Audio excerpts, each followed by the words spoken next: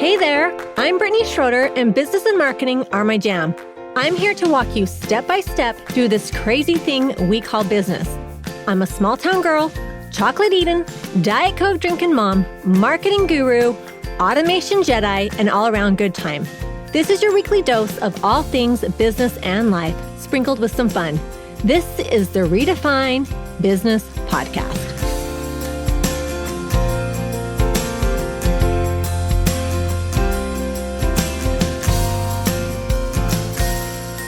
Welcome to another episode of Redefine Business Podcast. I met my guest at a local content creation event that I was hosting, and right away, I said to her, I need to have you on my podcast. You're just fabulous. So welcome to the podcast, Tiffany Peterson, speaker and coach. Welcome, Tiffany. Hi, Brittni. So good to be with you. Yeah, I'm excited to have you. Tiffany, tell my listeners just a little bit about you. What's your story? Where did you get to where you are now? Well, that's like, hey, can we make the long story shorter, right? Type of thing overnight. So quick story is I grew up here in Salt Lake City, Utah, where I'm based. And I always thought I was going to be a special needs teacher. I worked in a few classrooms with special needs kiddos as an aide while I was going to school. And I happened to go on a double date in college where the woman in the other partnership was involved in a training development company that was her dad's organization. And I was really fascinated about it because I've always had this teacher heart, right? I've always loved that. And I've loved the idea of helping people work through their challenges, help them, have a more successful life, have better self-esteem, things like that. And so in a short amount of time, I went to work for that company I was still in college and school, changed my major. And then from there, I worked for them for a while. And then I went on to work for Franklin Covey. And that just put my life on a different trajectory, right? Many of you probably know Stephen Covey and the 7 Habits of Highly Effective People, or heard of that company. And I went to work for them. And this was like early 2000s. And I was a part of this coaching wave. Now I was selling coaching programs for them. And before people even knew what a coach really was, we had to often explain that. Well, what does it mean to have a coach?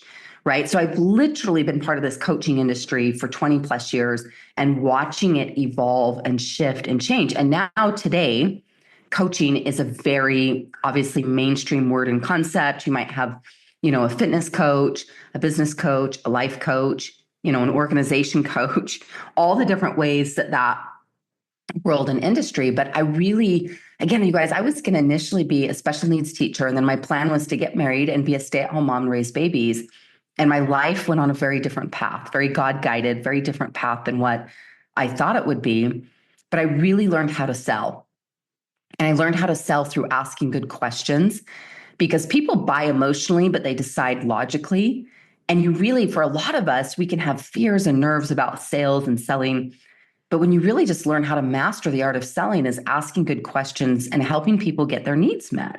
That's what you're doing when you're helping make a sale, is you're helping someone else through a product or service get their needs met. And so I went on to be their first woman to be a top 10 performer, company history. It was phenomenal. I quadrupled my income in 1 year. I was in my mid-20s and I was making 6 figures for the first time. And it was just this revolution. And I was starting to read books like Think and Grow Rich and As a Man Thinketh, and introduced to just different personal development and thought leadership.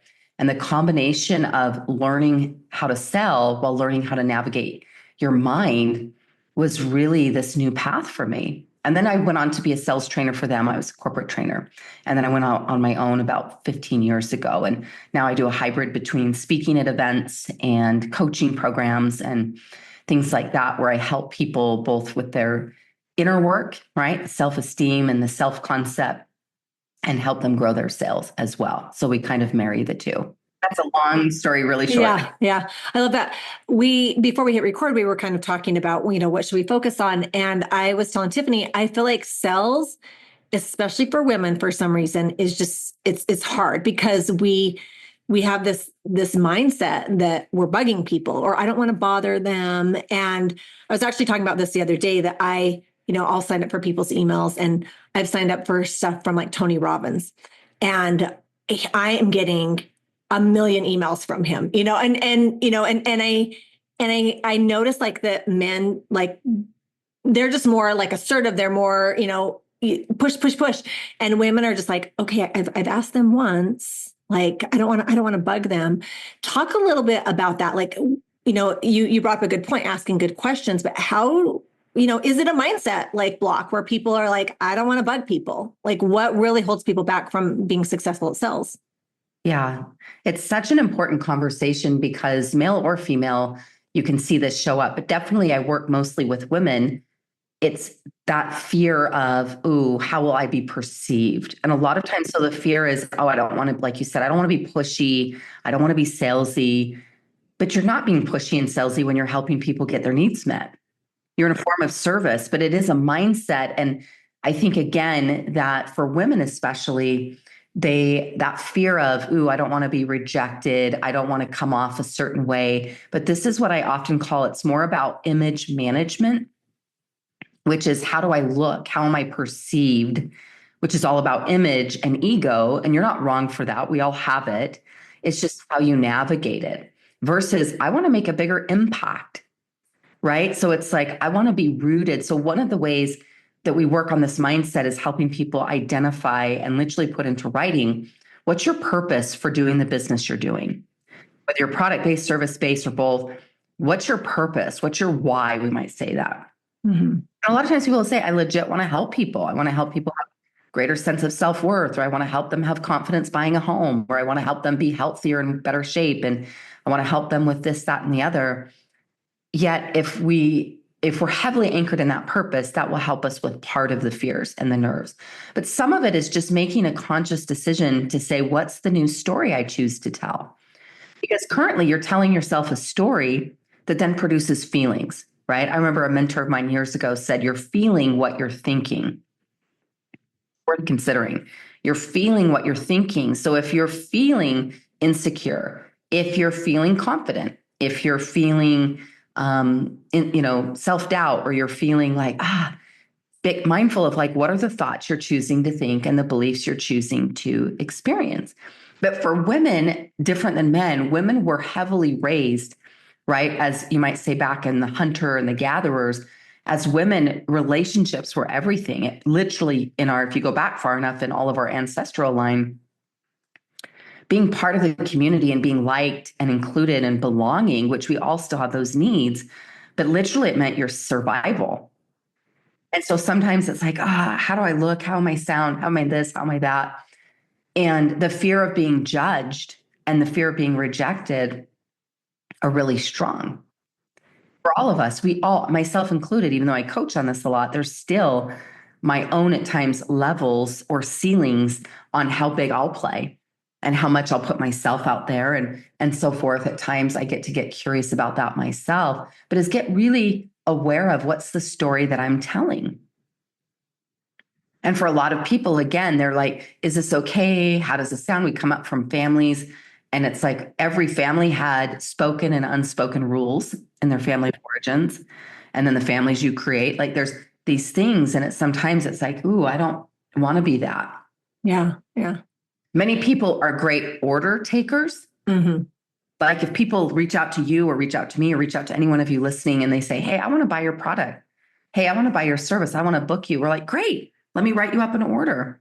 But that's just going to be so few and far between versus, are you proactively nourishing relationships? Are you proactively, taking the initiative to nourish and ask and help serve and support people? And I think when you I remember going to, when I was in Texas, and I'm naturally just a networker because I'm extroverted and I love people. And I remember, I've had a couple different businesses, but I remember going to my first like networking event. I didn't even know they existed. And I moved to Houston and I had a friend invite me. And I remember like, okay, I'm going to go. And I went to the first one and I'm like, I didn't get any leads. Like nobody was even interested. And I remember thinking, I have to change my mindset to how can I serve? How can I help? I'm not coming here to get business. I'm coming here to help. And when I had that mindset shift of I'm here to serve, like it just happened naturally where I started getting business because I want to help you. And so I think that when we have the mindset of I need to make money, I need to get a sell, then sometimes that's what really holds us back. But when we're like, I just want to help you, I have a solution to your problem and I can help you with that. 100%. And one is coming from take energy. Like I want to take. I need this lead. I need this sale. The other, if you coming from, again, giving and purpose, it's so much more powerful energetically and magnetically, right? There's a frequency to that and there's more magnetic aspect. And in the same breath, it's also though being in, because most everyone listening goes, oh, I understand. I need to give. I need to invest, make deposits. Yes. Mm-hmm. But also being ownership of your worth, that you're helping someone move forward comes with an investment. Yeah. And the investment in part is really important because without making the investment, you have no skin in the game. And for many people, the transformation begins at the transaction. For many people that privately hire me to coach, and my private coaching fees, I mean, they're always comparative, but they're on the higher end for private. I have lower end things for group and things like that. But what I watch happen for every client that hires me, and they write that bigger check, for many of them, that literally is the big half of the transformation that starts to happen. Why? Because what that money represents is a stake in the ground to this is who I'm going to be. This is what I'm going to create. And so whether you're selling health and wellness products, you're in real estate, you're a fellow coach like Brittni and I, and your different things you're up to, you're a photographer, you're in, all kinds of any industry, people putting skin in the game is part of their transformation because it represents, this is something I'm willing to work for. This is something that I'm willing to invest in. And so realize the investment, because you do have, like I teach the process of having a sales funnel and there's 4 tiers. You do have freebies like on your website or a podcast or social media, ways that people can sample you. That's an important part of your sales funnel is ask yourself, how can people sample me? You might offer a free consult. You might have a download on your website. Again, you might have a YouTube channel, podcast show. You might do free master classes quarterly, things like that. Yet then you have a tier 1, 2, and 3, and you have different levels of what people can invest, right? And you meet them where they're at. And that for me, I know I'm a little bit down in very much the details, but most people that hire me when we develop their sales funnel, that is the game changer because they know they have this gift and they have this thing, but how they're regularly nourishing a funnel. And I know you teach on that as well. But back to this conversation is you're worth being paid. And actually your client to take your product or service seriously needs to make some form of an investment. Yeah. Yeah. Well, and I think, building, like you create value and that builds your worth. But I also think it's a formula. I remember, I've been to several different like conferences and workshops where we talk about pricing because pricing is kind of a pain point for a lot of people. And for me in my business, it's been from my past, the experiences like helping people achieve what they want. And then that helps me with my worth where I'm like, no, I know that I'm good at what I do. I know I can get you results. So I think it comes with experience too. A lot of people struggle with like imposter syndrome. And the only way to overcome that is by practicing and failing and getting better and failing. And there's things, and I'm sure you can speak to this too. There are certain aspects of my business where I want to help people, but I also value my time and I know my worth and I'm not willing to compromise, for business. Like this is my price point. I know, I have a lot of experience. I've been doing this for a long time. I know my worth, but I think a lot of people struggle with that. They don't value their experience, their time. And that is definitely a mindset thing that you have to work on, but it comes with time and experience too. Yeah. So get excited, right? And put it in writing is like what your why is and why you're doing this business. And then also working on, and again, sometimes we don't always feel this, but practicing the mindset, the belief, the affirmations that you are absolutely worthy and deserving of being paid for what you offer. There's all a sell is an exchange of value. You're bringing value to the table. They're bringing value to the table, and it's an exchange. Mm-hmm. Yeah, I love that. But I get it. This is something we all get to work on. 2 of my very favorite books that I love to recommend is a book called The Big Leap by Gay Hendricks. Great mindset book. All of my private coaching clients have to read that before we start working together. And it really helps you see how you self-sabotage and helps you see where you might be unplugging your own lamp, so to speak, where it's like, this is getting too bright. And can I allow myself to receive? Every one of you listening knows how to survive because you're here. What most humans are not as familiar with is thriving. It's a lot of like, and again, sometimes there's a lot of life stuff we can't control and uncertainties where things happen, but it's like the ability to set yourself up, allowing and giving yourself permission to thrive. Again, the book's called The Big Leap by Gay Hendricks. And a companion book I love to have people read right after that is a book by Stephen Pressfield called The War of Art. And noticing how when you're on the cusp of growing, when you're on the cusp of stretching, how you will have resistance show up because you're progressing, you're growing. So when you have, just my invitation is to stay open and curious.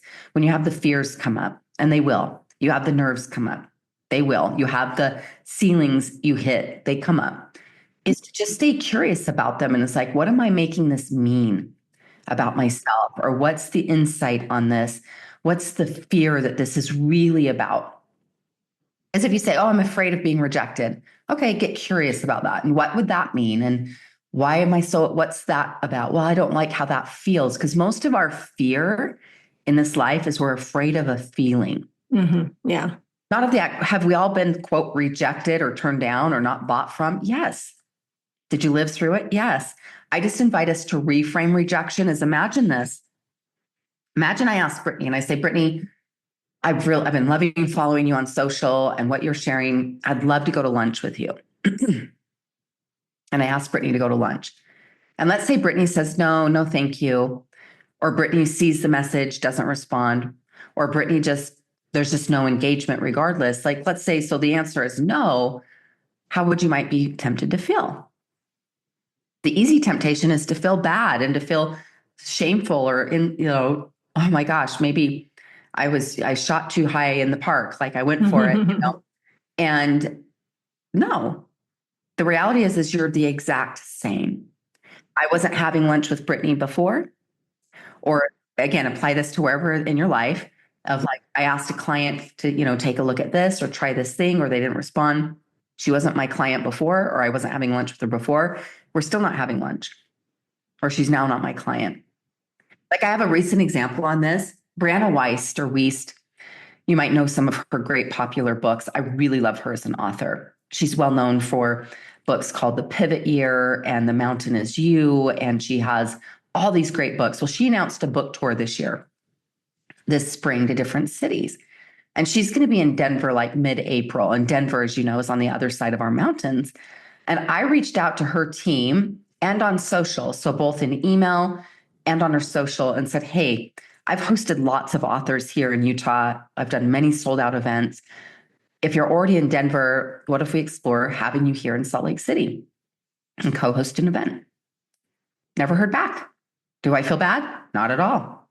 I just trust. And at some level, these are deeper beliefs. Like I trust, whether you want to say God, the universe, life timing, life flow. Like if it's meant to happen, it will. But I was doing my part. Like that'd be a really fun collab, right? I'd love to host her. She's a brilliant writer. I love her work. But I'm also aware, like, I just put it out there. Yeah. I wasn't hosting her before. I'm still not hosting her. I'm not any less than for asking. Do you invite people to come to your class or your course, or you invite people to join you at something or to take a listen to, or whatever the case might be? Again, how we reframe rejection is everything. Is I just want to be out there adding value and creating cool experiences and opportunities. And I'm going to keep doing that regardless of, some are going to be yeses, some are going to be nos, but it's training your mind to see it differently. Because if every time it's like, oh, I didn't get a response, or I got in someone's DMs and they didn't even look at the message, and now I feel bad about myself, get curious about it. Yeah. And that belief and those feelings were there long before you made that ask. A lot of these are old wounds and fears and things. And again, that's why we have a lot of self-grace, patience for ourselves. When we have the fears come up, again, get curious about your fear. Remind yourself, often my fear is I'm afraid of feeling something. I don't want to feel dumb. I don't want to feel embarrassed or rejected. I don't want to feel lonely. Versus, yet that's often living out of scarcity versus living into you creating a much more intentional life. Yeah. And it's, what is the story you're, just about the ask and you don't hear back? What is the story you're telling yourself why you didn't hear back? And the mindset, it's like, what thought is going to serve you? You reach out to that person, you could come up with the thought that, okay, I'm not good enough or whatever. Or you could come up with a thought where maybe she didn't see it, or maybe she has something else, or, whatever it is. But it's finding those thoughts that help you move forward. It's about progression, not, like perfection, just moving forward and overcoming those thoughts. And it's so powerful. And I think it's one of the things in business that people don't focus enough on is the mindset portion of it, where you have to learn to control your thoughts and change your thoughts. You're going to feel discomfort, but, find thoughts that serve you and help you progress for sure. No, I love that. That's so good. I mean, wouldn't you say what you just said is like entrepreneurship, growing your own business, or even if you're corporate employed, making sales, is that it's so much the mindset. So when people say, well, are you a life coach or a sales coach? And I'm like, yes. Yeah. Because the quote, life coaching is the inner work, the mindset, the self-worth, the taking better care of ourselves, the thoughts, like you just said, what's the story I'm telling, or what are the thoughts I'm thinking, is just as critical, if not even more so, than having the perfect quote, sales skills, sales page, the perfect brand, the great sexy social media, is where's my mindset? Yeah. And a lot of times we need to know that it's, whatever we can't control other people. And so, it's not about us, it's about them. You know what I mean? It's not a reflection of us when you get rejected or denied. It's, it just might not be a good fit, and being okay and embracing that. And I think that the mindset is such a powerful tool. You can't do it alone. I always say you can't think your way to $1 million. You have to take action. They go hand in hand, but it really is, the mindset is just, it's so powerful. It's life-changing when you learn those tools, for sure. So I love all this. So good. Everything, right? And we just, again, one of my favorite words and states of being is to be curious. I love that. And get curious about, similar like in my marriage, when I have a trigger come up or I feel a thing, or with a friend or a relationship or in sales or my business, it's like when you feel triggered or you feel fear or you have something come up, is the more that you can stay curious about it, then there's opening, right? It's like, what's this here to teach me, or what's this really about? Yeah, exactly. I love that. How powerful that is. And I think that's one of those, again, life skills throughout every area. Yeah. Well, I love that. So good. Well, Tiffany, tell my listeners how they can get a hold of you if they are interested in working with you or learning more about what you offer. Yeah. So my home website is tiffanyspeaks.com.